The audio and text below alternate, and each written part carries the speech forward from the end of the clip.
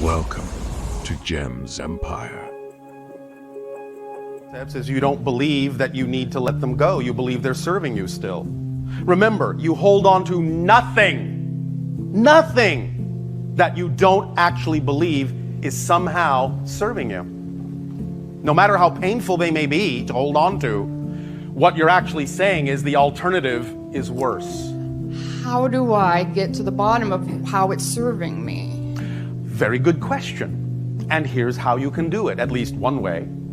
The idea is to understand what we have called the motivational mechanism. Again, please understand, this is automatic for everyone. There is absolutely nothing you really need to do to make this work. It's already working. You just have to allow yourself to understand how it works so that you can use it in a way that you prefer to, instead of using the mechanism in a way that you don't prefer.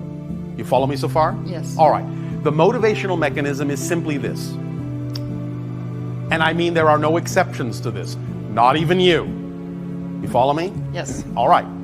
You will always, immediately, automatically move in the direction of what you believe to be in your best interest. You will always, immediately and automatically move away from what you believe is not in your best interest. Knowing that should tell you something.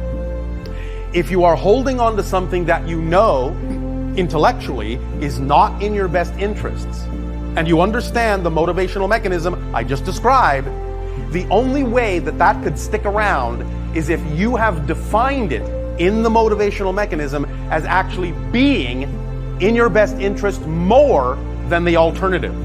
Or vice versa, you have defined the thing that you say you prefer as actually somehow being more scary, more fearful than the thing you don't prefer. And so you're so afraid of the thing you do prefer for some reason, based on some belief you're holding on to, that you're willing to put up with the pain and struggle of the thing you don't prefer just because it's more familiar. Just because it feels safer, because you're so much more scared of the thing you don't know about. And Does this make some sense? Oh yeah, I've heard this many times from you, but But it's not sinking in. I can't figure it out. How do I move forward? I want to move forward so bad. Well, you have to find out what it is you're holding on to. Now, you've heard us give the example of the idea of how people on your planet are raised with different definitions of money. Yes. Can you apply that idea to yourself at all about the contradictory beliefs that you are raised with that create conflict within you until such time as you actually consciously identify those beliefs? Because only by consciously identifying them can you let them go. If you don't know what they are, you have nothing to work with. I know what my beliefs are. I guess I feel like I'm swimming upstream. I don't care what you feel like. Like my ego's I understand what you feel like. But again, remember, the feeling only comes because you believe something to be true. You can't have a feeling without believing something to be true first. So if you have a feeling you're swimming upstream, you have got to be defining something in your life in that way. You yourself said it a moment ago. Easier said than done. These are just belief systems. They're not empirical truths. There is absolutely nothing about the phrase easier said than done that is an absolute law of creation. It's you that is giving it solidity by believing in that idea. You're the one giving it form. You're the one giving it shape for some reason. Find out what the reason is why you are buying into those kinds of limiting ideas that produce struggle, strife, pain. Remember, pain is resistance to the natural self. So what is it about being your true natural self?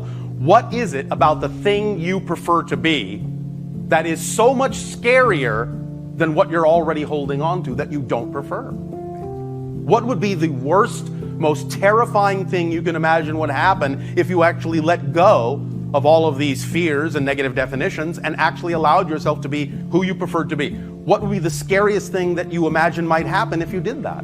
Yeah, I wouldn't know who I am anymore. Now, all right, very good. Yeah. Now, why would you assume that to be true? Because I define myself from my experiences and all the people around me. And if I move on to a whole different belief system, Yes. I'll kind of be out there by myself. Well, may I ask you a question? Yes, please. Haven't you ever moved from one belief system to another ever in your life? Yes. Well, was that a problem for you? Well, it was, but when I got there, I was okay. So what makes you think it's not going to be okay again?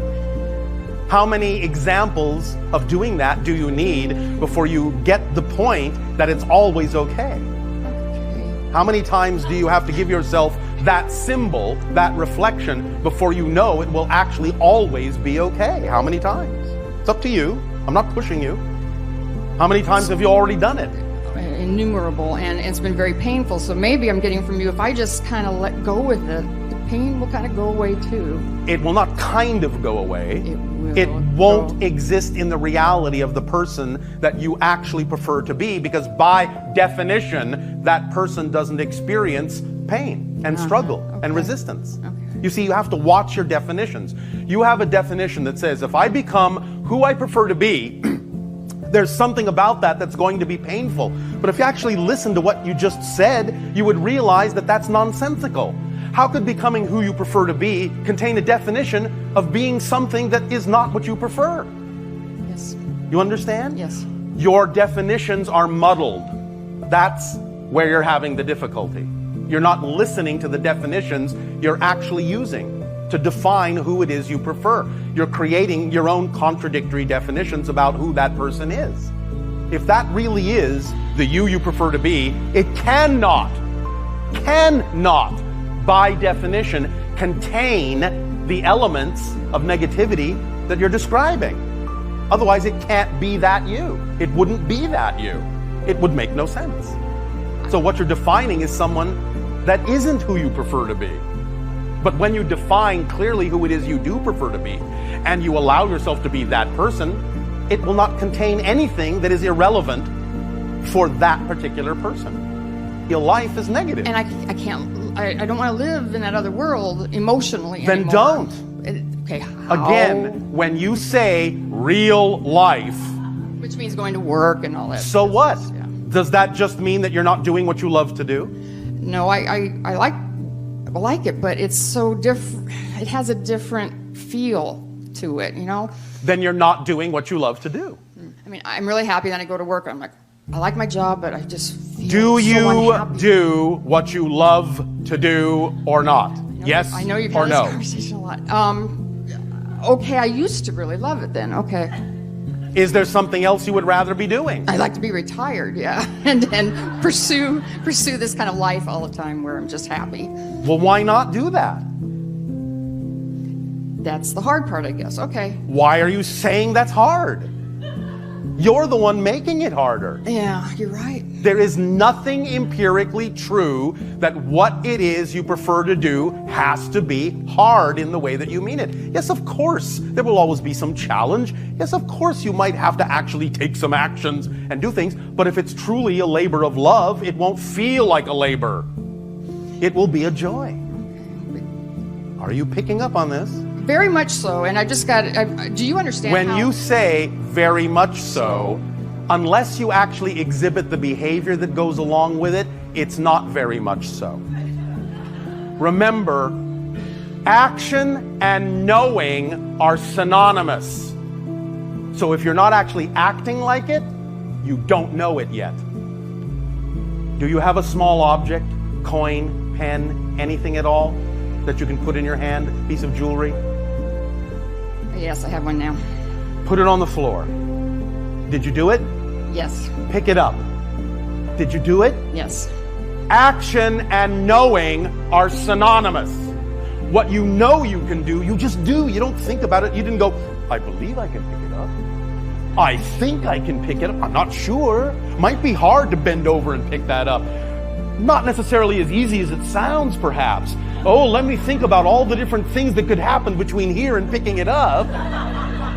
You didn't do any of that. You just picked it up because you innately knew in every fiber of your being that you could.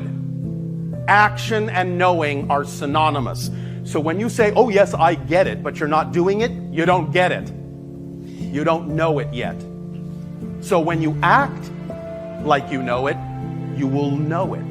And when you know it, you will act like you know it. Is this making some sense? Perfect. I totally understand it. Can I just say Do you? one more thing? I do, but moving away from all the people I work with, my family, all my friends. So what? And was that easy for you to do when you had to do it? I never had to do it. But your kind went through this progression, right? Not as much as your society, no. Okay. But we understand the concept and have incarnations in realities such as yours that do go through those things, which is what gives us the understanding of those concepts. Otherwise, it would be too alien to us. Nevertheless, the idea is that when we allow ourselves to know that everything is neutral and doesn't have built-in meaning, and we supply the meaning that we prefer, we always get the effect that we prefer regardless of what's going on around us. So when we know that the things and opportunities that are presented to us in our lives are always there, always, without exception there, for us to put a positive meaning into them and get a positive effect out of, because that's our choice, then we know that that's all we will experience. And therefore, what hesitation would we ever have to move forward when we know that everything we will ever do, no matter how challenging, will always only be experienced in a positive and joyful way, because that's our choice. And even this day, I mean, I knew I wasn't going to come here, and I woke up and I said, I have to go see Bashar because I'm going to get called. I'm going to get this opportunity. And well, I did. There you go. And I was like, I wasn't even surprised, but no one who I know would understand that way of thinking. And Do you understand this way of thinking? Do I know it? Now you can't say that anymore. I see everyone suffering around me, and I can't help them. So what? Just let them. You understand this very importantly. By staying in your fear, you're not helping them. By moving into your joy is the only way you can help them, because you're giving them an example to let them know they could choose to live in their joy too. But if you don't live in your joy, you never give them the chance to see that it can be done. Thank you. That really helps me.